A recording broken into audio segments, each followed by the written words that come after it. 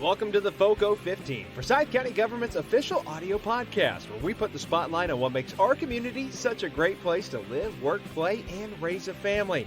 From community leaders and elected officials to local businesses and residents with a unique story to tell, along with answers to your questions about the county and the latest county news. This podcast covers all things FoCo, from McGinnis Ferry to Matt Community and everything in between. Alongside Tolbert Street near downtown Cumming is a small wooded area that has sat quiet and vacant for over 100 years. As the city and county has grown around this overlooked piece of property, trees, brush, and overgrowth has covered this half-acres landscape, history, as well as 4 faded headstones that date back to the 1800s. So who do these headstones belong to? And how many unmarked graves are in this abandoned cemetery? And how can the legacy of those buried here be properly recognized moving forward? These were questions that the current Leadership Forsyth class sought answers to.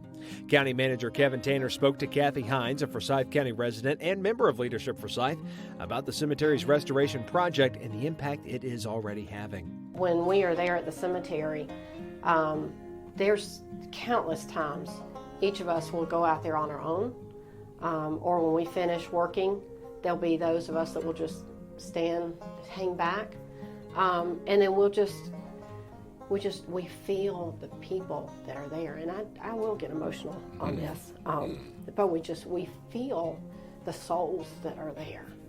Saying it's a great feeling is not quite the right word.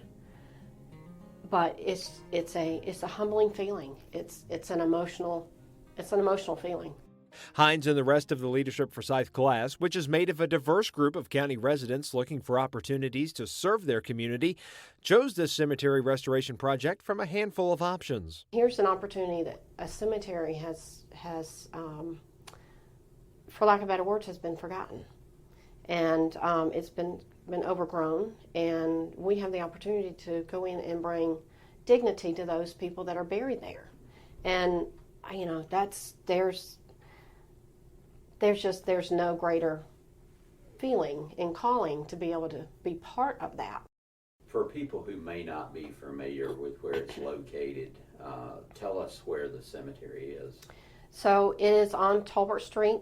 It's when you turn into the recycling center.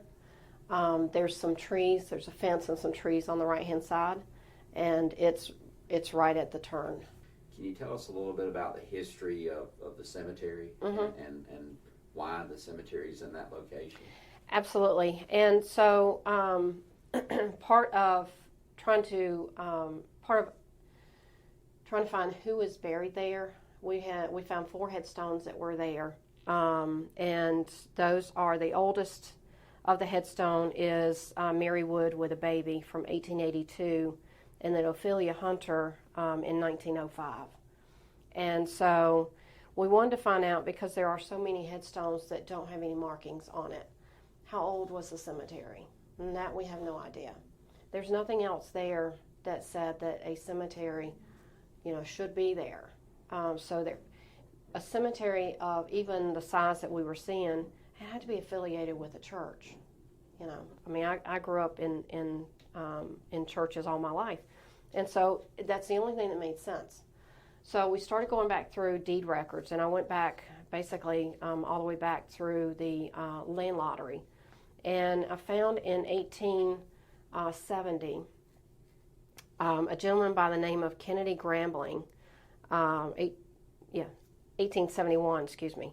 Kennedy Grambling provided use of the portion of the land to 3 church trustees, and it was Kellogg, Haywood, and Ellis, and they could use it for religious purposes.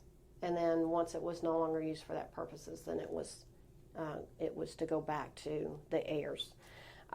So in that deed, it actually named the church. And it was a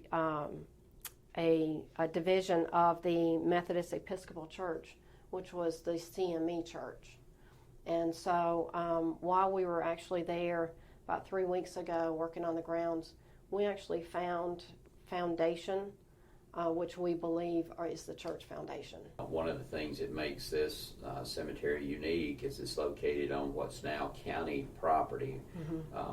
We have other cemeteries throughout the county, many that lots of us probably don't know about, that are out in places that were family cemeteries, old churches. This one's a little unique because it's located on county property, so we control the property. And your leadership class approached the county and asked the county for permission to do this project, and the Board of Commissioners gladly gave that to you. Absolutely, absolutely. So tell us a little bit about how the state the cemetery was in when you started and where it's going to be when you finish this project. So the county had been, years ago, there were some vagrants that had gone in, and there were some headstones they were seeing had been toppled and a couple of them damaged. So the county went in to protect the cemetery itself. They went in and put a fence around it. And then through the years, they have gone through and they will keep some of the major brush. They've kept some of the major brush from growing. So when we got in there, the fence was completely 100% accessible for, to the public. But when we went in there, the trees had grown. You couldn't see, unless you were looking through the trees, you couldn't tell that there was a cemetery that was in there. So we went through, we cleared the brush, we raked the leaves that had fallen throughout the years. We got rid of sticks that were in there laying on the ground. We cut some of the trees down that were inhibiting some of the graves. So now that there's light that's in there, we have gone in now and opened the front part of it so that you can't miss the cemetery now. So having some of the trees cut down, it's brought light in. You can see the headstones clearing the brush. You can see stones that aren't headstones that are headstones. There's no markings on them, but they were stones that were placed as a headstone. You can see footstones. You can see where graves were. Some of the graves have sunken in. We have gone in and put some fill dirt on those. We have cleaned, like I said, we've cleaned the brush, and we're going to be putting in some mulch down so it looks really nice. We've got a parking pad for 3 cars to be able to go in. We have a path that we have put in where somebody can come off of the parking pad and they can go down the path. We are building benches for those that want to visit and just experience what we've experienced, just being there and being quiet in the moment. So that is the scope of when we got there, it wasn't visible, and now it is.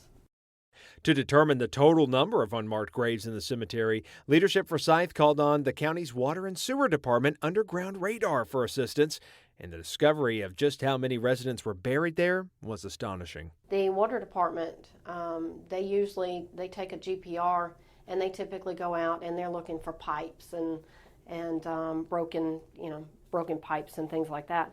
So they came out and used it to find graves. And so we found what we knew were about 50 graves out there. And then once we started uncovering, we found stones that we thought, okay, well, there's probably close to 120 graves out here. And then after the GPR came out, no markings, they found 180 graves. And that is from the GPR. And that's just, wow. I mean, that blew my mind. And I think all of us will go down and say that, we had no idea that there were that many graves that were there. During the conversation, Tanner also spoke with Reverend Frederick Braddock, the presiding district elder of the CME Church, our Christian Methodist Episcopal Church here in the area, for his perspective on the cemetery's discovery and the original church that it likely belonged to. I was listening to Kathy talking about the land being deeded to the persons, and that's usually how most of our churches started. That the land was given to the former slaves to start a church, and then there were clauses in those deeds. As long as the church was there, they could always be there. But if it ceased to be a church there, then that property would go back to the original heirs, or persons who donated the land. So that's pretty much a quick history of our church. And I have 26 churches, and most of the churches in my district have similar beginnings, and they also have graveyards that are associated, and right behind the churches with those churches. So that's what was so amazing about that, so there had to be a church here. There had to be a church here, and I think you even mentioned the name of the church, Cumming. It was Cumming. Colored Methodist. Cumming Colored Methodist Episcopal Church South. That's right. Mm-hmm. So that's listed on the deed. Yeah, that falls in line with everything. Our church, the CME Church, is one of the smaller Methodist bodies, and we are like a family, even though we're spread out over the entire United States, but we all know each other, and I'm sure, I know once we do more research and find out the family, that there's going to be people who know people. Yes. Know people. Yes. And so that's what I'm excited about. That's what I'm excited about too. Yes, I'm excited about that. And thank you for. Well, for thank that. you. It's been a labor of love for all of us, and it's I'm one person. There's 35 of us that are have the same. Imagine all of us in the same room with the same Passion. Excitement and Yeah. passion. Oh Yeah. yes, Yeah. It's amazing, and we've got a phenomenal county support system. There has been, anytime we bring up a need for the cemetery with anyone in the county, how can I help? What can I do? Yes. So the county support, the business support, the individual support in the county is it's amazing. I'd like to commend Kathy for, I can tell she's a very tenacious person, because she found me. And I said, how did you find me? And she said, well, I called this person, and I called Memphis, because that's our headquarters. And then they told me, and they directed me to the 6th Episcopal District, and then I looked up the website, and I saw your picture, and I said, well, still, how did you? Because she called me on my cell number, So I said, well, I guess you can just find anybody these days, can't you? When you're passionate about something, you find a way. Yes. So, and these people that are there in the cemetery deserve. They sure do. They deserve the respect and the dignity. I think you all, Kathy, have set a date for the to meet out and to rededicate the cemetery. Is that right? We have. It is on May the 2nd at 11 o'clock. It will be at the cemetery, and it is open to the public. One of the things, Kathy, I've heard you talk about, and I've heard the other members talk about, is normally leadership classes go out and raise money, and I think you all there's a number that they tell you that you can raise up to. Is it 15,000? 15,000. But I've heard you all talk and about this, that there really hasn't been a need to raise that kind of money, that you've just picked up the phone, called people in the community, businesses, and said, we need this, we need gravel, we need this, we need that, and it's pretty much just been provided to you. It has. They have refused to take any money, and it's been, we want to contribute, we want to provide this for you. So yeah, there's been very, very little money has been needed, for this project. Doors have just been open, and really the path has been laid to get this project done. So that's tremendous. Well, again, Kathy, thank you. Reverend, thank you for being here with us today, and we're looking forward to hearing more about this project. We're looking forward to being there on the day that you all rededicate this facility, and we're happy that it's on county property, so that we can ensure that it's protected and its integrity is kept to a high standard from this point forward. So thank you all. Thank you both.